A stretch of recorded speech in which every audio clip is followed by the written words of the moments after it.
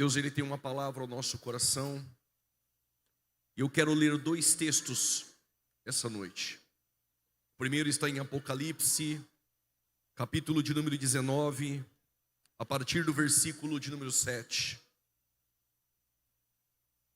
Regozijemo-nos e alegremo-nos e demo-lhes glória, porque vindas são as bodas do Cordeiro, e já a sua esposa se aprontou.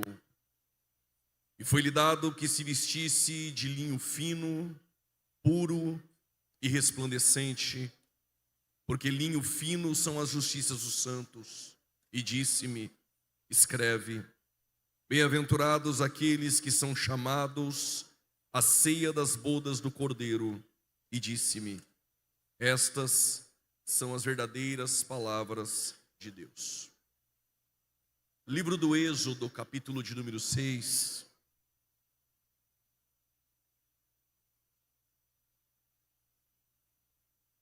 Livro do Êxodo, capítulo de número 6.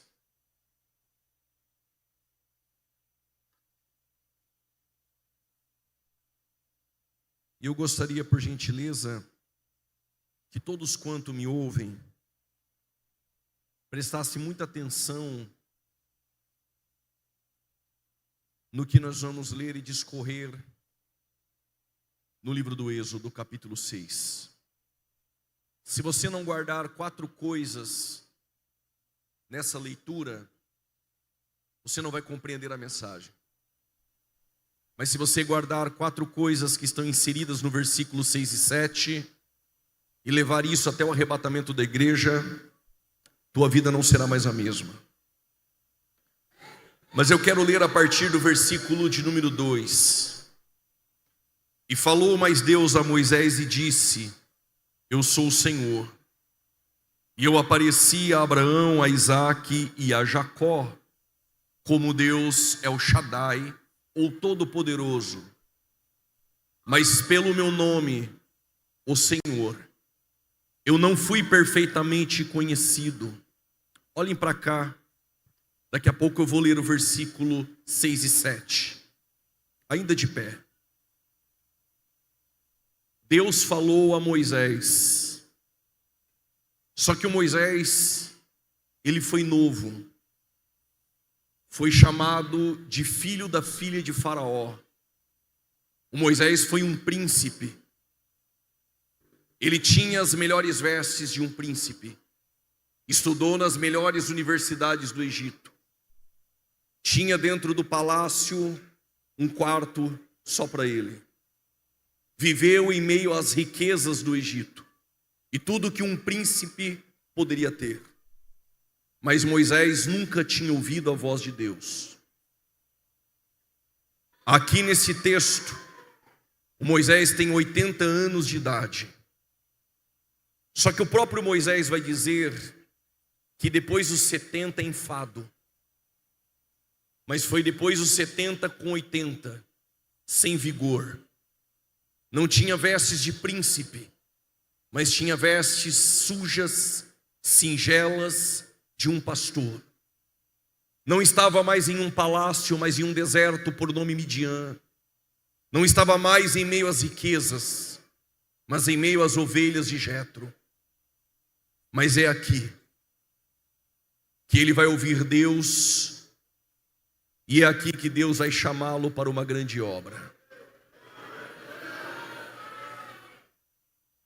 Como tem jovens e pessoas mais experientes, eu já quero te adiantar algo aqui. O ambiente não determina o destino. E não importa se é cedo ou tarde demais aos homens. Nunca você será tão jovem ou avançado de idade ao ponto de Deus não te chamar para uma grande obra. Vocês aguentam mais 5 minutos de pé? Diga amém. A palavra Senhor está com todas as letras maiúsculas em sua Bíblia. Se assim está, diga amém. Quase 7.000 vezes a palavra Senhor com todas as letras maiúsculas aparecerá no Antigo Testamento. E por quê? Porque aqui estava o nome de Deus, impronunciável. O alfabeto hebraico neste tempo não tinha vogais, eram 22 consoantes. E o nome de Deus era 4 consoantes: Yud, Re, Vav, Re. Diga comigo: Yud, Re, Vav, Re. Só por conhecimento, todas as letras hebraicas, ela tem uma numeração. Isso é chamado de gematria. O Yud vale 10, o Re vale 5, o Vav vale 6 e o Re vale 5. 10, 5, 6, 5. Totalizamos 27. Por incrível que pareça, na cadeia do DNA do homem é 27. E é contado dessa maneira: 10, 5, 6, 5. O que eu quero dizer é que tem algo de Deus em nós. Segura, por gentileza, mais 4 minutinhos. Deus falou para Moisés: o Abraão, o Isaque e o Jacó me conheceram como Deus El Shaddai, mas o meu nome eu nunca revelei para ninguém. E Deus vai revelar o seu nome para Moisés pela primeira vez. Essa é uma noite de revelações.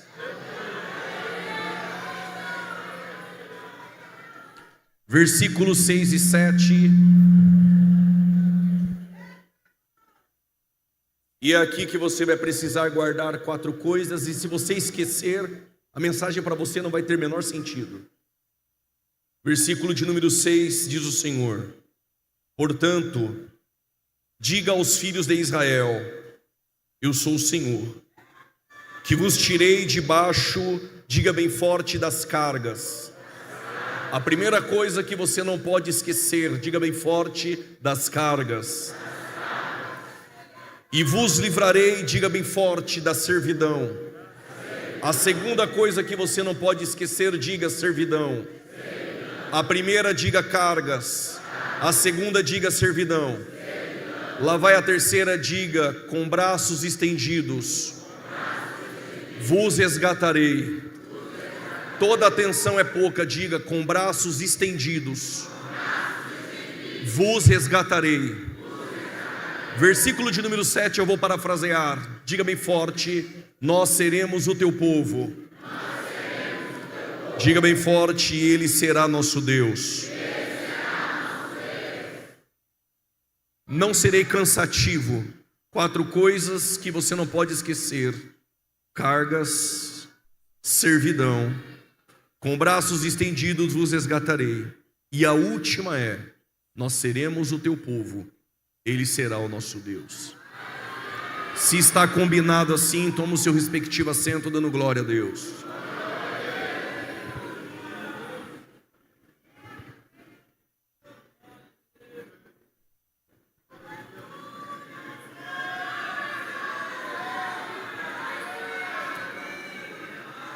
Após a queda do homem, após a tragédia no Éden, após Adão pecar, a partir daquele momento o homem não busca mais a Deus.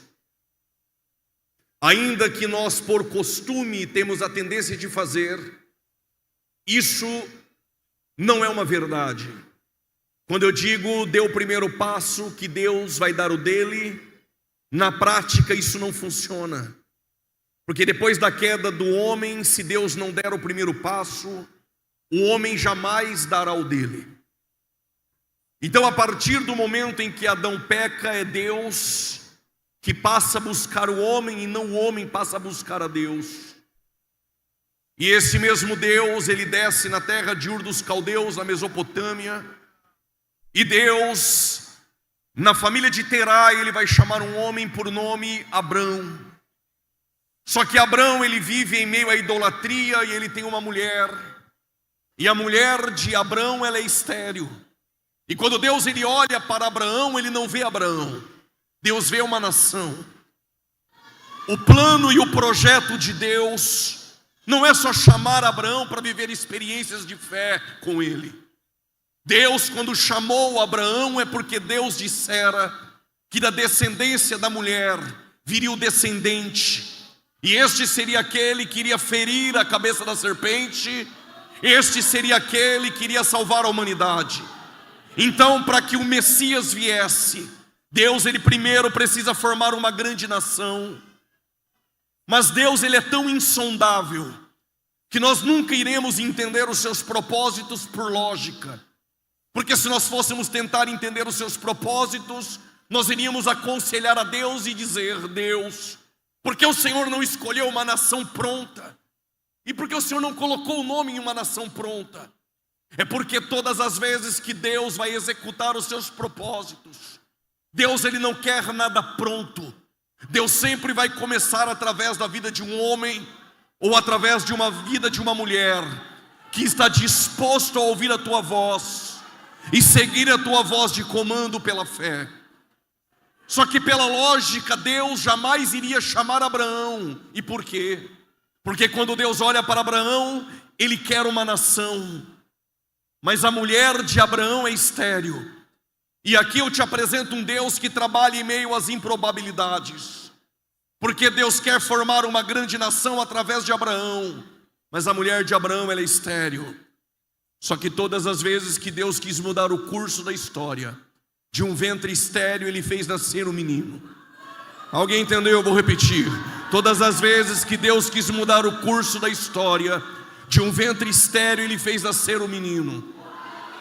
Quando ele precisava de uma grande nação, do ventre estéril de Sara, esposa de Abraão, nasceu Isaque. Quando ele precisava do desdobramento dessa nação, do ventre estéril de Rebeca, esposa de Isaque, nasceu Jacó. Quando ele precisava de um avivamento em Israel, do ventre estéril de Ana, esposa de Eucana, nasceu Samuel. Quando ele precisava de um libertador na tribo de Dan, esposa de Manoá, estéril, nasceu Sansão. Quando ele precisava de uma voz para clamar no deserto, do ventre estéril de Isabel, esposa de Zacarias, nasceu João Batista. Mas quando ele precisava salvar a humanidade, não foi de uma estéril. Eis que uma virgem, eis que uma virgem, eis que uma virgem, eis que uma virgem conceberá e dará luz a um filho, e o teu nome é Emanuel.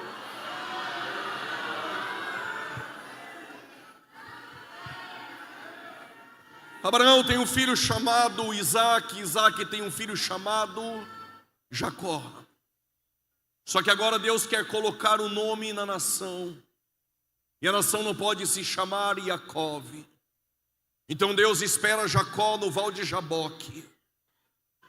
E aproveitando que os jovens aqui estão, os pregadores que passarem pregando que Deus quer uma geração que luta, isso contraria o que aconteceu no Val de Jaboque. O segredo no Val de Jaboque não era lutar com Deus. O segredo no Val de Jaboque é responder à pergunta de Deus. E qual era a pergunta? Qual o teu nome? Será que Deus não sabia o nome de Jacó? Claro que Deus sabia. É que um dia o seu pai Isaque, já velho, não conseguia enxergar, perguntou o nome dele, e ele disse: eu sou Esaú. Na verdade ele se vestia de Esaú, mas por dentro era Jacó. Deus não quer uma geração que saia para lutar e que no culto como esse dá glória a Deus, porque por fora é Esaú, mas no meio da semana se comporta como Jacó. Deus está falando, eu vou repetir. Deus não quer pessoas que até sentem arrepio no culto, decoram as músicas do culto, são frequentadores de culto, porque por fora é Esaú, mas lá fora o seu comportamento é Jacó. Deus está perguntando essa noite, afinal de contas, quem sou eu? Quem é você?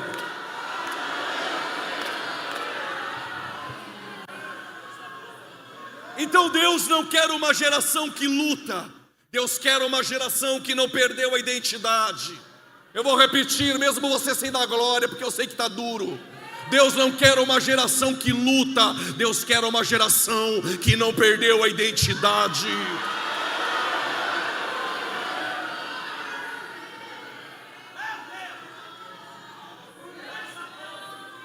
Qual o teu nome? Aí Jacó entendeu que não dá para enrolar.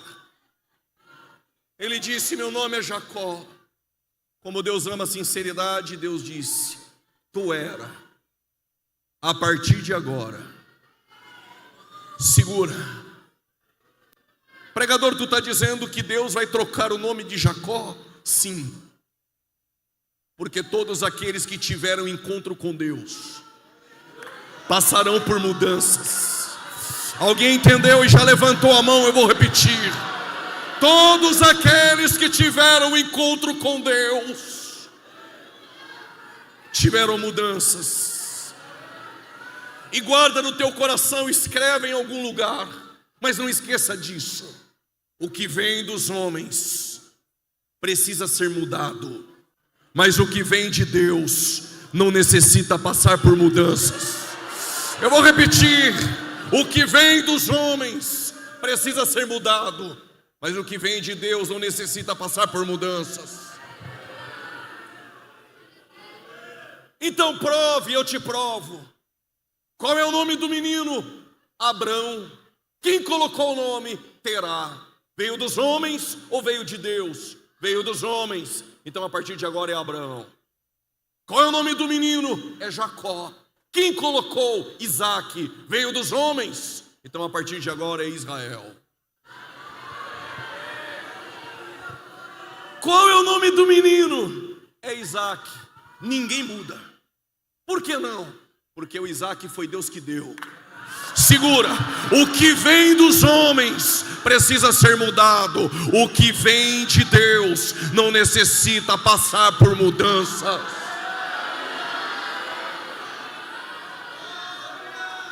Vai doer só um pouquinho o que eu vou dizer agora. Aí tem uns jovens hoje e alguns obreiros novos que eles assistiram 30 vídeos no YouTube e agora sabem tudo de igreja. Aí eles querem mudar a Assembleia de Deus. E se a gente na nossa congregação apagar a luz na hora do louvor? E se a gente pintar uma parede escura? E se a gente colocar uma luz? Será que não vai trazer os jovens de volta? Deixa eu te dizer uma coisa, rapaz. O que vem de Deus não precisa ser mudado. Segura essa mão direita que eu vou dizer. A Assembleia de Deus é 112 anos de pé, sem depender de mudanças, de modismo, de entretenimento. Nós só dependemos dessa palavra, dessa palavra, dessa palavra.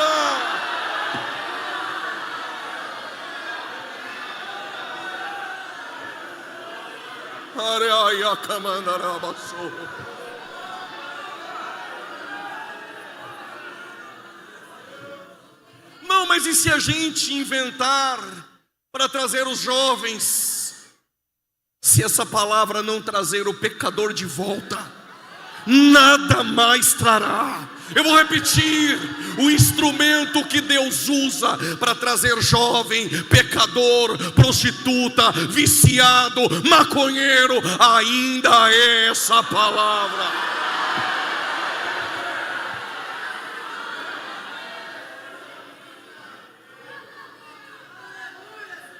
Através de Jacó ele tem 12 filhos, e a nação, por intermédio de José, ela vai crescer na terra do Egito.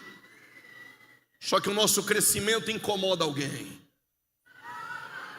Eu vou repetir: o nosso crescimento está incomodando alguém. Mas podem tentar a qualquer forma pressionar a igreja. Quanto maior a pressão, maior o crescimento. Ai, alguém levantou a mão direita, eu vou repetir. Quanto maior a mídia marxista, as redes sociais, quanto maior o levante da oposição, quanto mais aumenta a pressão, mais nós estamos crescendo, porque quem peleja, quem opera é o dono dela.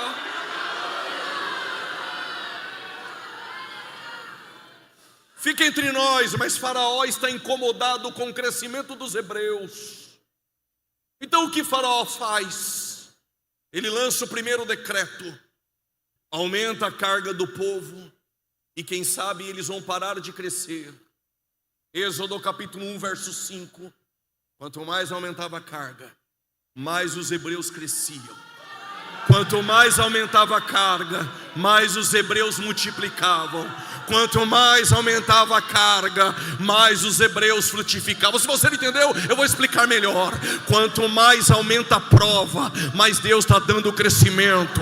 Quanto mais aumenta a pressão, mais Deus está te fortalecendo.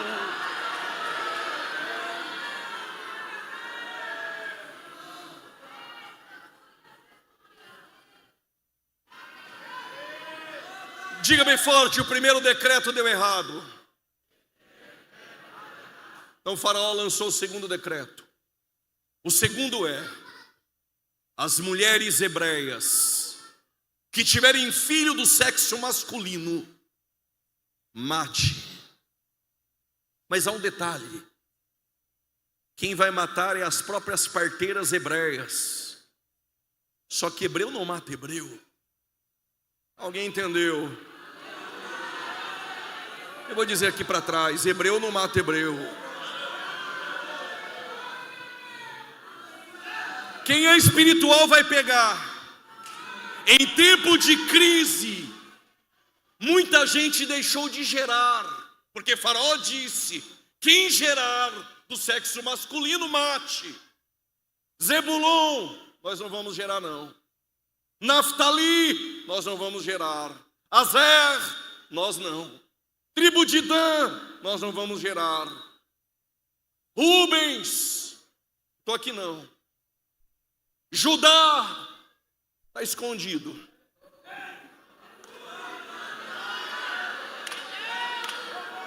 Simeão, eu não vou nem me posicionar. Só que em tempo de crise, nem todo mundo é igual a todo mundo.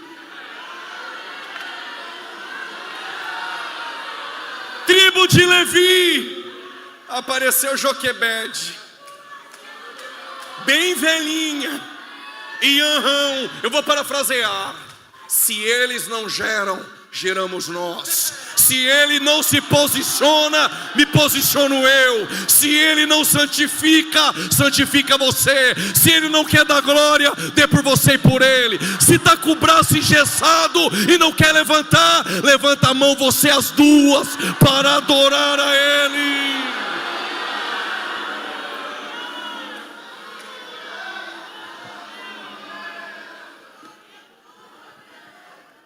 Não, pregador, mas eu assisti uns 20 vídeos lá no YouTube de uns reformados. Agora eu não estou gostando muito desse barulho do culto assembleano e também não quero levantar a minha mão. Por que tu não quer levantar a mão? Porque levantar a mão não é coisa de culto. Gênesis capítulo de número 14, versos 22. Abraão levantou as mãos ao possuidor dos céus e da terra. Segunda Crônicas, capítulo 6, versos 12. Salomão, diante do templo, levantou as suas mãos. Êxodo, capítulo 17, versos 12. Enquanto Moisés está com a mão descida para baixo, ele perde a batalha, mas quando ele levanta, Deus opera, Deus opera, Deus opera. Esdras capítulo 9, versos de número 5. Disse Esdras: no sacrifício da tarde levanto as minhas mãos. Salmo 63, versos 4. Levanto as minhas mãos para bendizer ao Senhor. Salmo 141, versículo 2. Levanto as minhas mãos para louvar ao Senhor. Mas esse negócio de levantar as mãos é coisa de homem.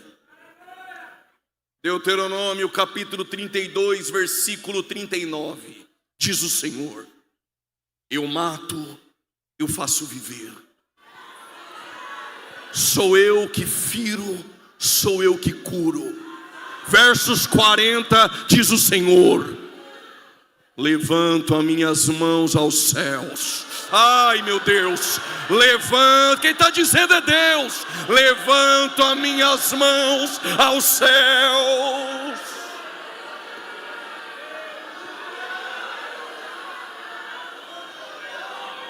Arão e Joquebede disseram: nós vamos gerar.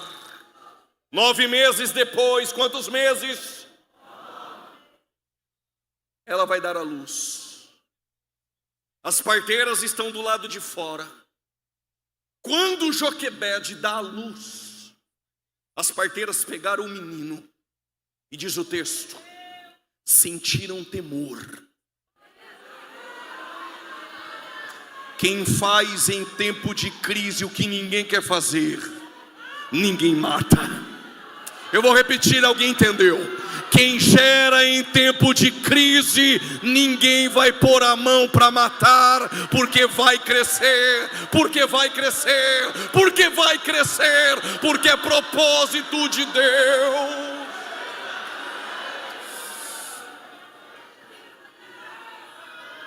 Segura.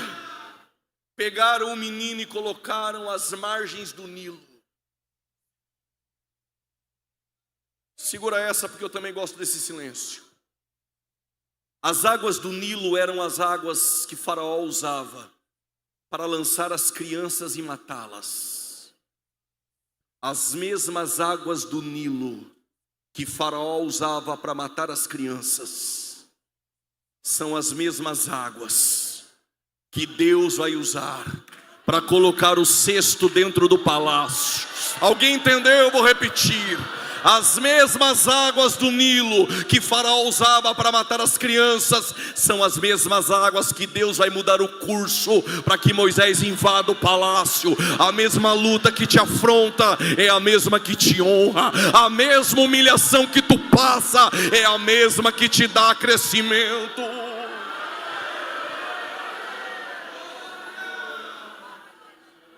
Moisés é como um pão lançado nas águas.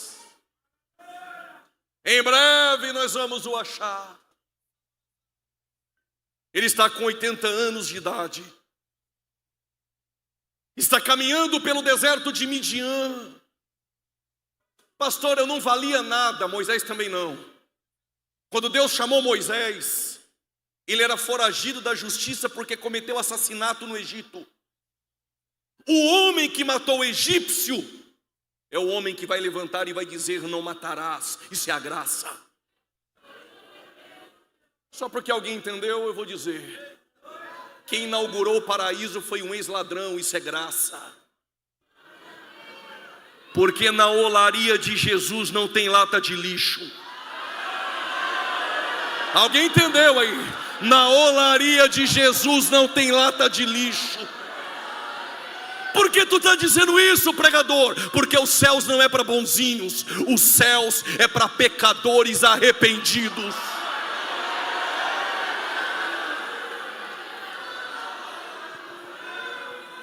Ele não joga fora não, mas é barro, não vale nada. Se trouxer proleiro, ele limpa, ele modela, leva para o forno, traz de volta. E se não está bom, ele não joga fora, ele quebra e faz de novo. Deus está quebrando o vaso aqui. Moisés está caminhando, cuidando de ovelhas no deserto. Estive no Egito e quando eu olhei uma sarça, eu imaginava uma coisa desse tamanho. A sarça pequena, quando tu olha, insignificante e comum. Não chama atenção, nem tirei foto. Sarça é insignificante, sarça é comum. E Moisés está acostumado todo dia a ver sarça. Mas o que ele nunca tinha visto é uma sarça que arde em chama. Segura. Não foi algo comum e insignificante que chamou a atenção de Moisés, mas foi o fogo que estava na sarça. Eu não gosto desse negócio de fogo, então por favor me escute. Hebreus capítulo 12, Deus é fogo consumidor. Gênesis capítulo 15, Deus fez uma aliança com Abraão por intermédio do fogo. Êxodo capítulo 3, Deus falou com Moisés em uma sarça de fogo. 1 Crônicas capítulo 21, Deus respondeu a Davi com fogo. Êxodo capítulo 13, Deus direcionava o povo em uma coluna de fogo. Levítico capítulo 6, o que arde no altar e não apaga é fogo. 1 Reis capítulo 18, Deus respondeu a Elias com fogo. Jeremias 23, esta palavra é fogo. Zacarias capítulo 2, Deus é um muro de fogo. Enche o pulmão de ar. Mateus capítulo 3, eu batizo com água, mas quem vem após mim vos batizará com o Espírito Santo e com fogo, e com fogo, e com fogo. Atos capítulo 2, línguas repartidas como que de fogo.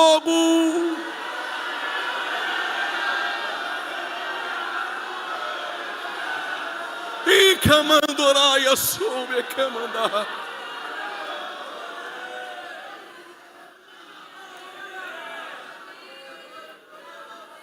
O que chamou a atenção de Moisés foi algo insignificante, mas era a chama que ardia por fora.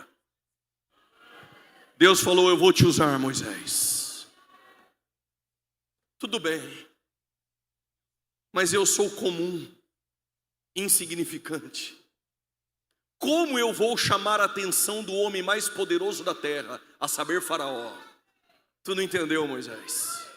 Assim como eu peguei uma sarça insignificante e comum, incendiei e chamei a tua atenção, quando tu for para o Egito, insignificante e comum, eu vou te incendiar.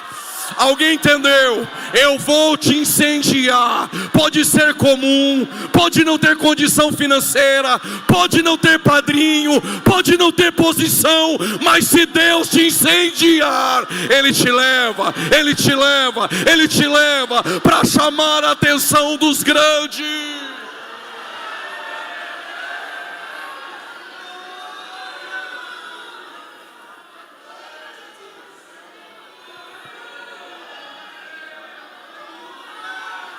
O que eu vou dizer aqui não é por prepotência, quem me conhece sabe de onde Deus me tirou.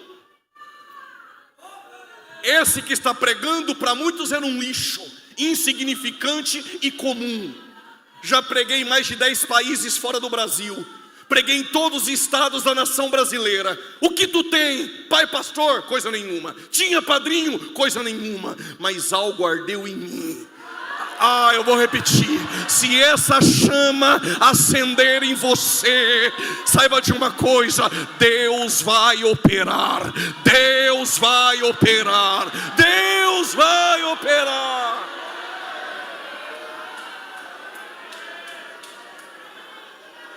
Estou pregando para crente pentecostal que acredita nessa palavra. Moisés falou: então eu vou, só que tem um detalhe, diga bem forte qual. Antes de tirar o meu povo de lá, vocês vão comemorar uma festa. E não é que Deus pediu festa. A primeira festa tem por nome Páscoa. Qual é o nome?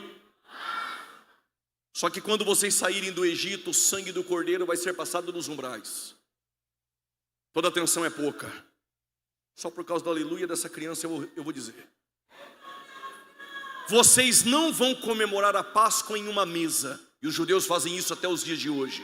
Dia 14 de abril, eles comemoram a Páscoa não na mesa. E por quê? Para lembrar que um dia foram escravos e nunca tiveram uma mesa para jantar, almoçar em família. Então eles no chão iriam participar da Páscoa, e Deus disse: vai ter um pão sem fermento, ervas amargas. Por conta do tempo não vou me desgastar, mas vai ter 4 cálices na mesa. Todo judeu até os dias de hoje, quando ele vai comemorar a Páscoa, eles colocam 4 cálices. Em Lucas capítulo 22, depois você lê, lá estão os 4 cálices. O primeiro cálice, quando os judeus beberem, vocês vão se lembrar das cargas. O segundo cálice, vocês vão se lembrar da servidão. Quando vocês beberem o terceiro cálice, vocês vão se lembrar: com braços estendidos, vos resgatarei. E quando beberem o quarto cálice, vocês vão dar um grito na mesa: nós somos o teu povo. E eles acreditam que Deus vai dizer: e eu sou o vosso Deus.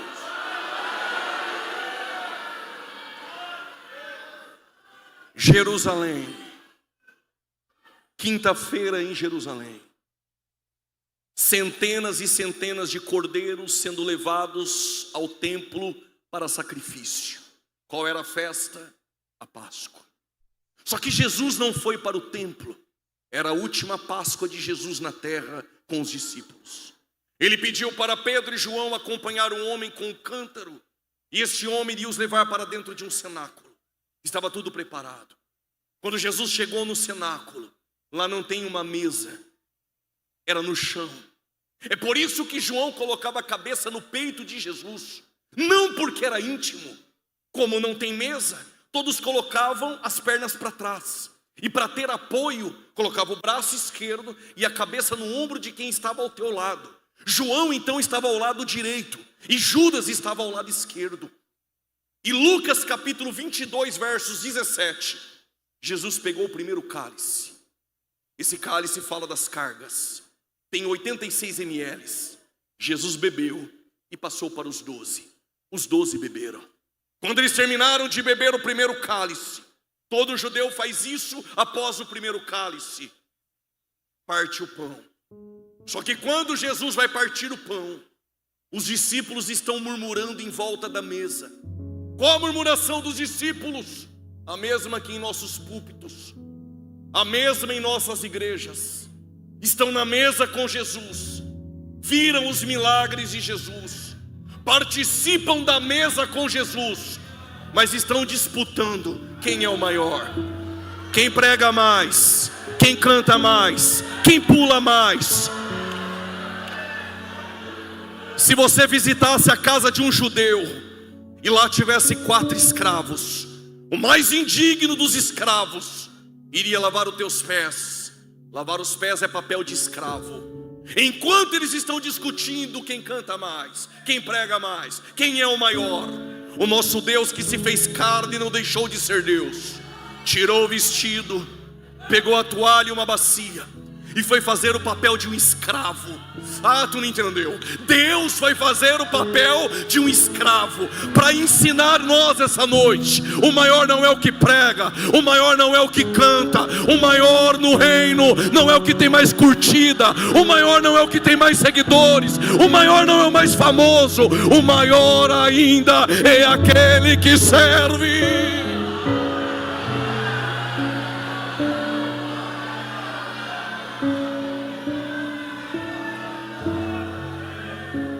Minha referência, só porque tem curtida, só porque tem seguidores, só porque tem fama, e já se vendeu no mercado gospel, para pregar é 3 mil, para cantar é 10 mil.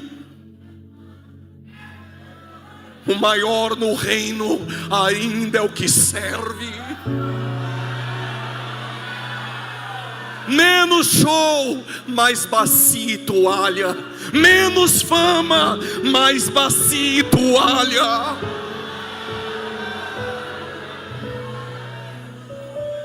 Quando Jesus foi lavar os pés de Pedro, até Pedro tirou os pés. Que isso, mestre? Como pode o Senhor, sendo o Senhor, lavar os meus pés? Pedro, se tu não deixar eu lavar os teus pés, tu não tem parte comigo. Então me dá um banho essa noite. O que eu faço agora tu não entende.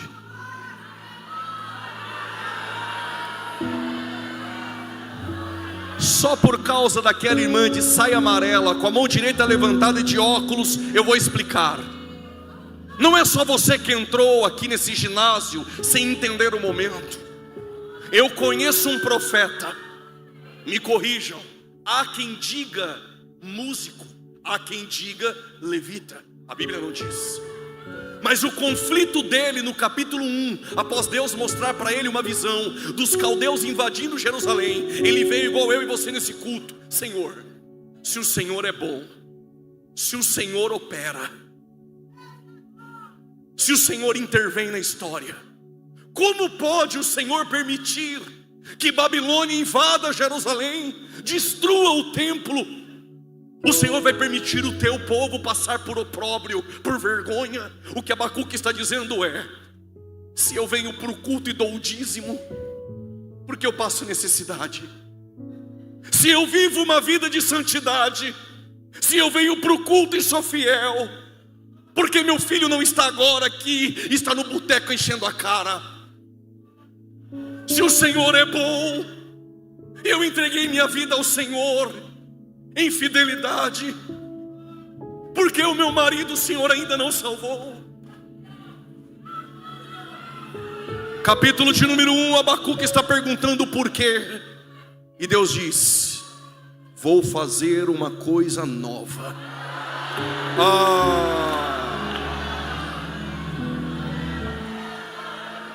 Aí Abacuque foi para o capítulo 2. Estou te convidando, irmã, sai do capítulo 1 dos porquês, pelo amor de Deus, e vai para o capítulo 2. E o que Abacuque fez no capítulo 2?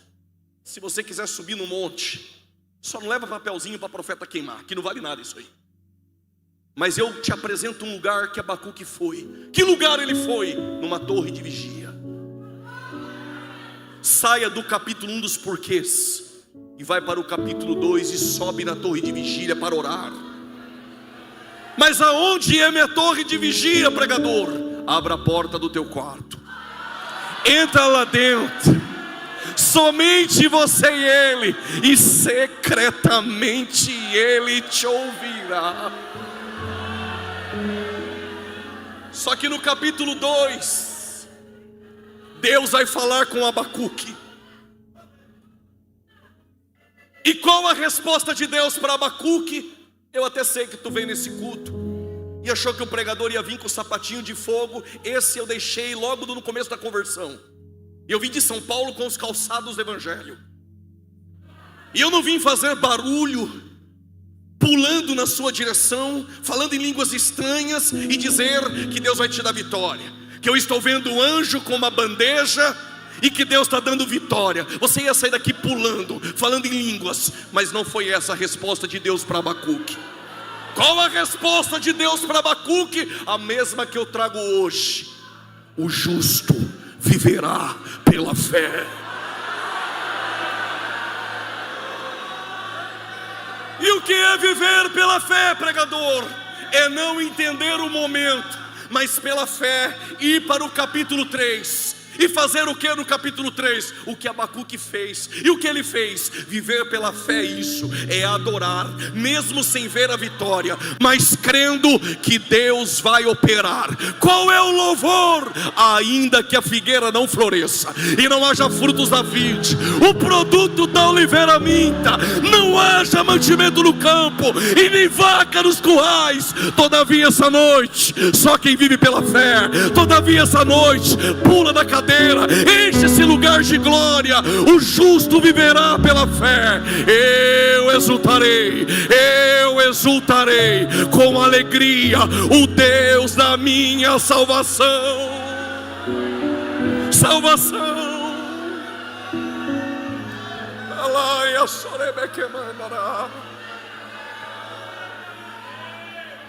O que eu faço agora tu não entende, mas viva pela fé e tu vai entender depois.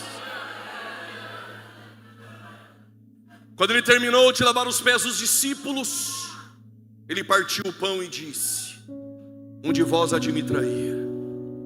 E aí ficou esse silêncio, igual está aqui na mesa. Jesus disse outra vez: um de vós há de me trair, e esse é o diabo. Como João está ao lado, João pergunta: quem é? Jesus disse: aquele a quem eu der o primeiro bocado de pão. Ele sussurrou só para João, mas na mesa de Jesus tinha muita gente. Mas escutar os sussurros de Deus, só quem está mais próximo dele.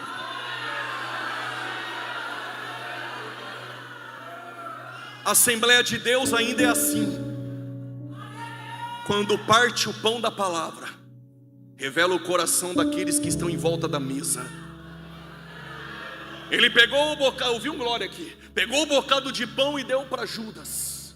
Satanás entrou nele e ele saiu da mesa.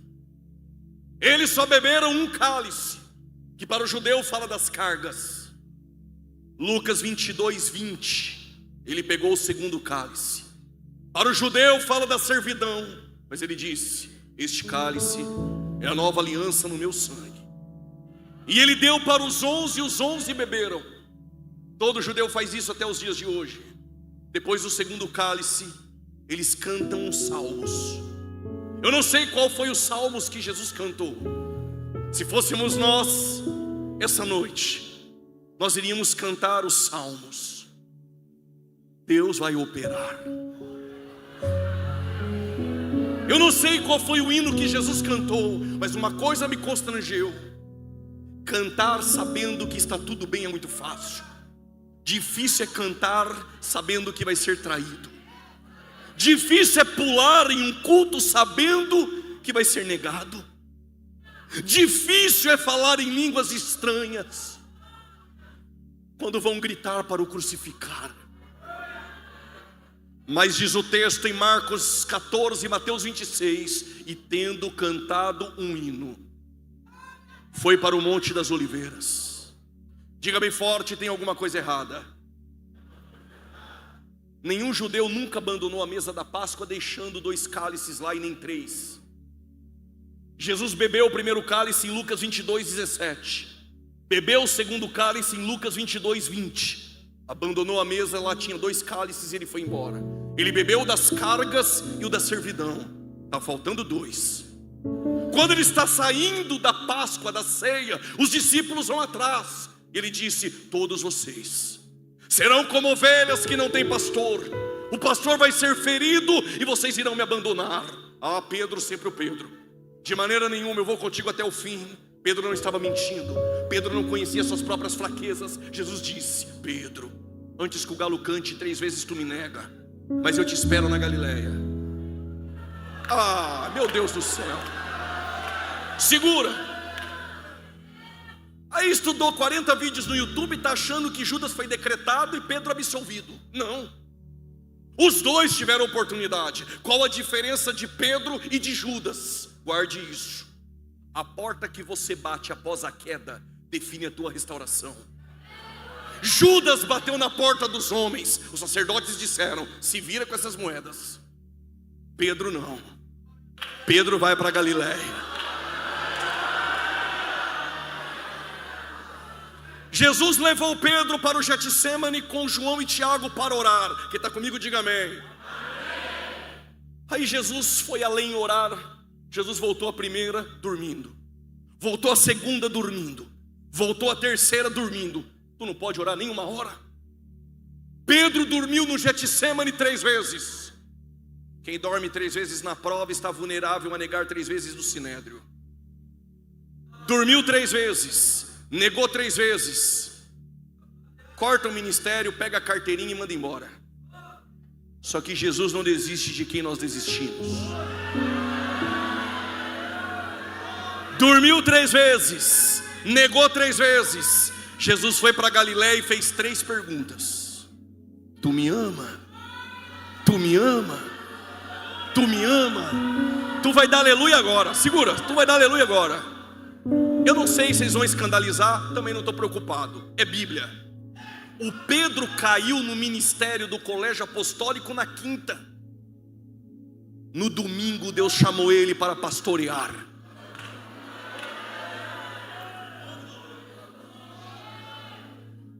Jesus faz como Ele quer. Dormiu 3 vezes, negou 3 vezes, e Jesus fez 3 perguntas. Mas porque Jesus sabia que o mesmo que dormiu 3 vezes, negou 3 vezes, e Jesus fez 3 perguntas, no mesmo lugar que negou, iria se levantar em Pentecostes, iria pregar, e quase 3.000 almas. Ah, Jesus não desistiu de você. Não, os céus me trouxe para dizer para alguém aqui que está com a mão levantada: Jesus não desistiu de você. Segura, meu tempo está acabando. Me aguenta mais 10 minutos, diga amém. Quando Jesus, quantos cálices faltam? Igreja inteligente é assim, quantos? Vocês lembram o terceiro? Jesus está orando e disse: Pai, afasta de mim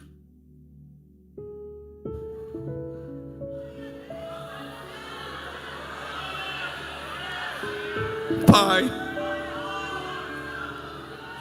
afasta de mim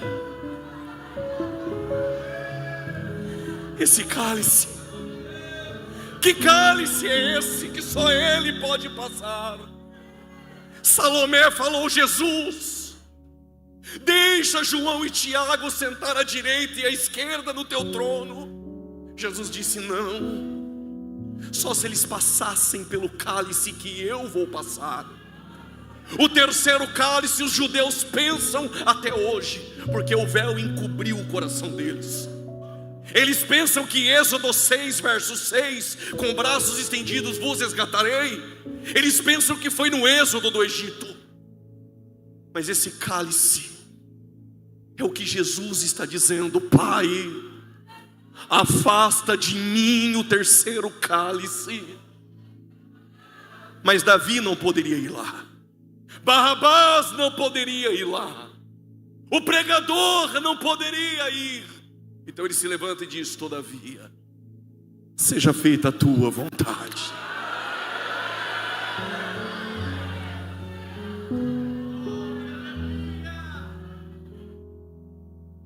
Ele se levanta e quando sai do Getsemane, Judas, a Bíblia diz que ele o beijou, mas a palavra grega é repetidos beijos, mais do que 3, apontando Jesus. Os soldados então disseram: és tu, Jesus? Eu sou. Eles caíram. Eu vou explicar melhor. Se você entrasse em uma escola rabínica e perguntassem: quem és tu? Manhu, quem é ele? Você teria que dizer assim: Rani, eu, Talmide, aluno, ou Ru, Ha, Moré, ele é o professor. Mas você nunca poderia dizer: eu sou aluno. Por quê? Porque o eu sou o que sou, só ele é. Ah, melhorou. Quando os soldados disseram: és tu, Jesus? Ele disse: eu sou. Eles caíram.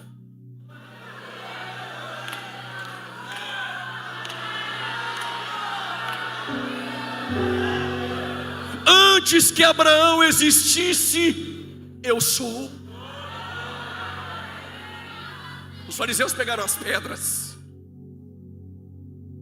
Jesus se entregou aos soldados. Levaram Jesus para a casa de Anás, de Anás para o sinédrio. A acusação era blasfêmia contra o templo. Roma não aceitaria uma acusação, a crucificação por conta de blasfêmia, um crime religioso. Arrumaram testemunhas falsas e disseram: ele se opõe contra César. Pilatos aceitou, mas Pilatos percebeu que o homem é justo, então mandou ele para Herodes.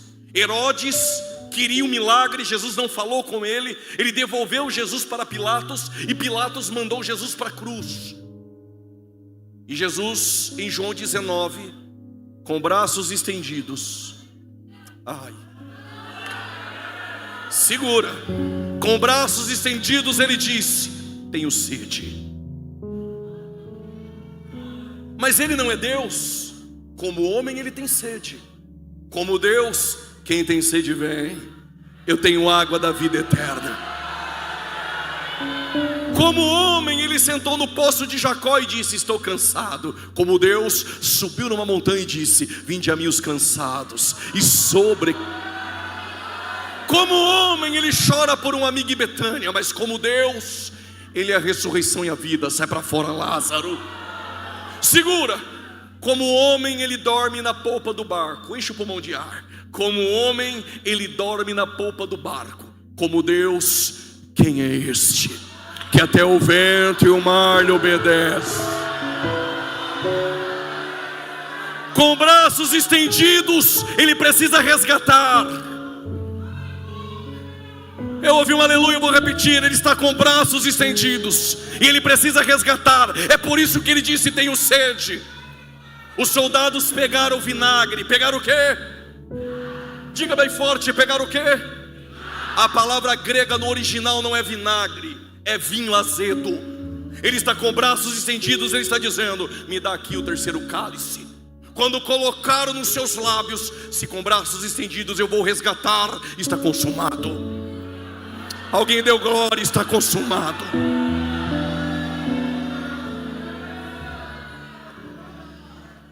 Quantos cálices faltam?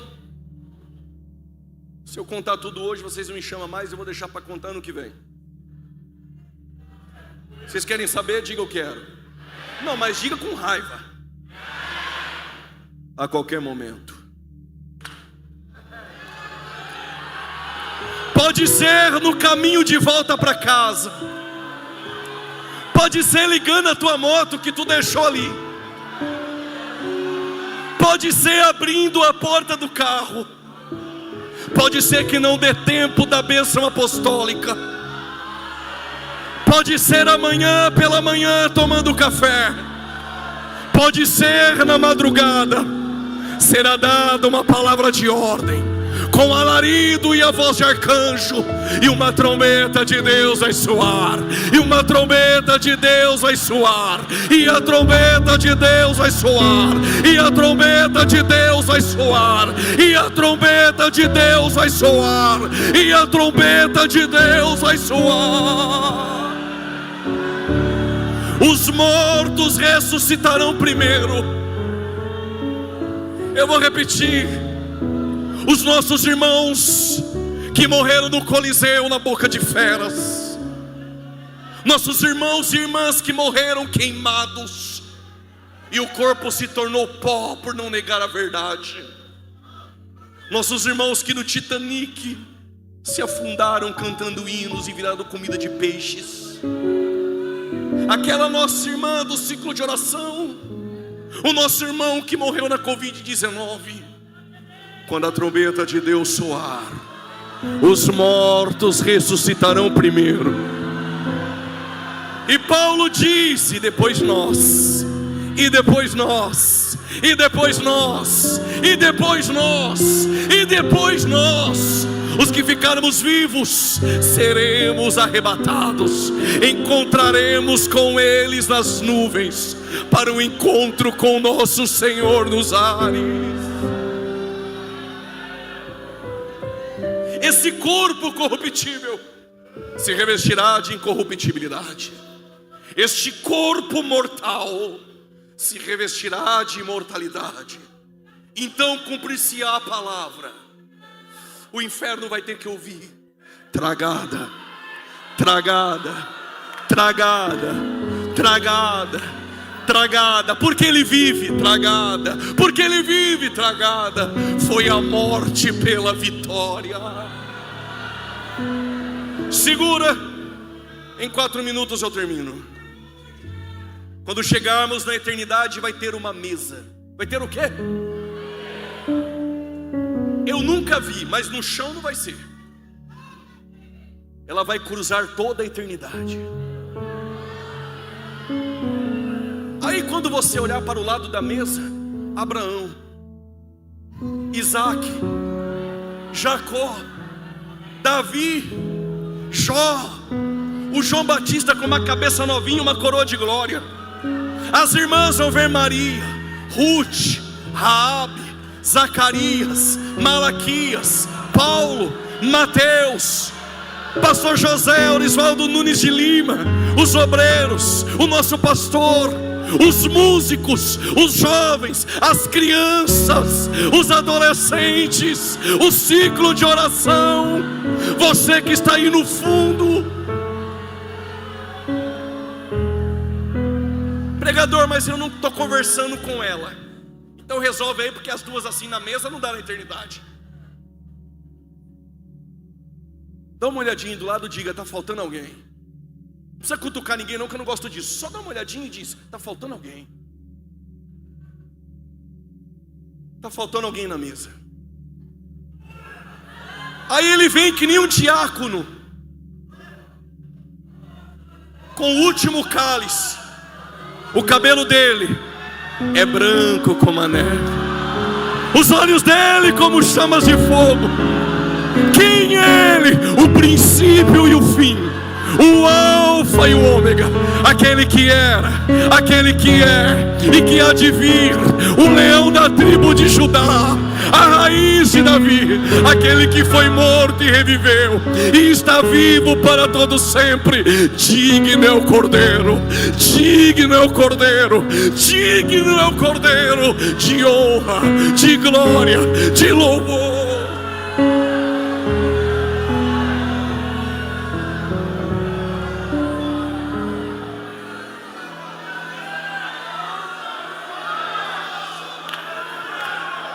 Na bandeja dele tem um cálice, e ele vai olhar para nós e vai dizer: eu não disse que eu não beberia mais do fruto da vide enquanto vocês não chegassem? E quando ele for servir o último cálice, só quem é crente, pentecostal e assembleano vai dizer: nós somos o teu povo. Diga bem forte. Parece que eu estou ouvindo uma voz dizendo: bem-aventurados os que são chamados à ceia das bodas do Cordeiro. E já a sua esposa se aprontou, e foi-lhe dado que se vestisse de linho branco, puro, resplandecente, que são as justiças dos santos. Diga bem forte: nós somos o teu povo, e eu sou o vosso Deus, e eu sou o vosso Deus, e eu sou o vosso Deus.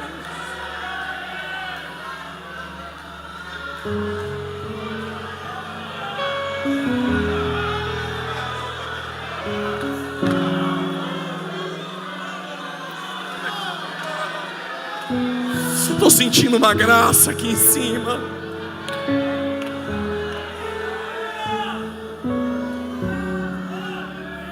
Se tem alguém essa noite que está fora dessa mesa,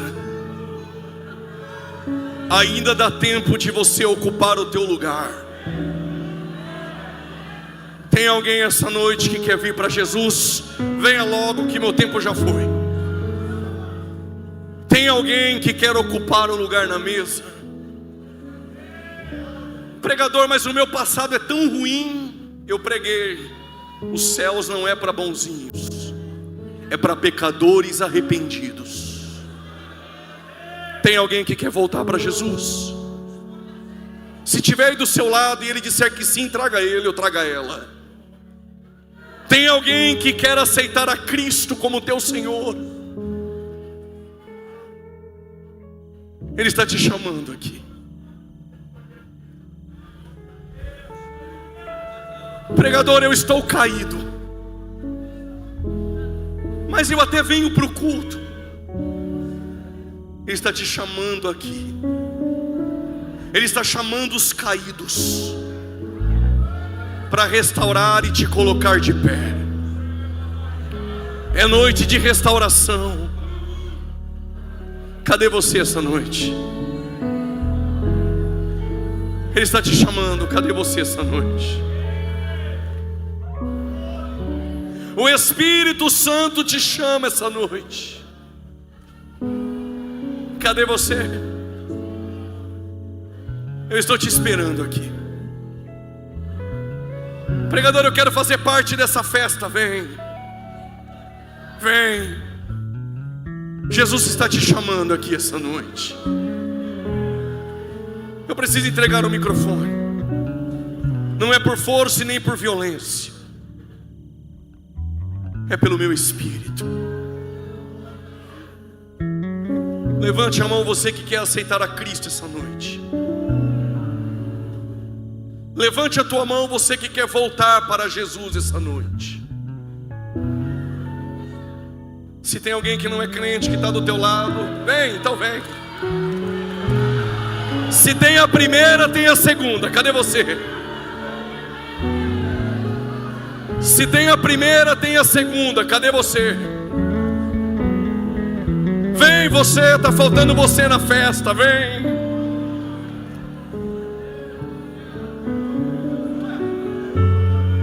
O Espírito Santo está te chamando aqui.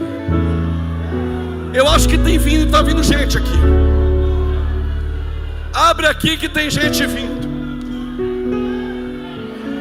Pecadores estão vindo. São dois, hein? São duas almas preciosas para Jesus, vem.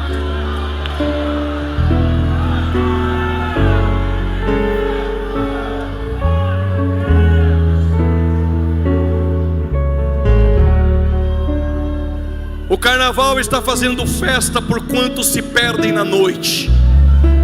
Nós estamos fazendo festa por quantos estão sendo encontrados e ganhando vida essa noite. Se está vindo, vem. Ele está chamando você, vem. Tem mais alguém? Eu vou entregar o microfone, vem. Vem, eu estou te esperando aqui. Vou entregar o microfone e o pastor vai orar por vocês. Cadê você? Vem. Eu sei que você vai vir. Eu sei que o Espírito Santo está mexendo aí dentro. Eu sei que o toque da graça está te tocando essa noite. Você nunca mais vai voltar para aquele quarto e pedir a morte. Ele está repreendendo essa depressão essa noite. Eu vou repetir. Você nunca mais vai pedir a morte dentro daquele quarto. O Espírito Santo está entrando dentro dele. Em nome de Jesus Cristo. Em nome de Jesus Cristo. Tem mais alguém? Diga bem forte: nós somos o teu povo. Ele também é o teu Deus. Ele também é o teu Deus. O teu Deus é o meu Deus. O teu Deus é o meu Deus. O nosso Deus é quem opera. O nosso Deus é quem opera. Eu vou repetir: o nosso Deus é quem opera.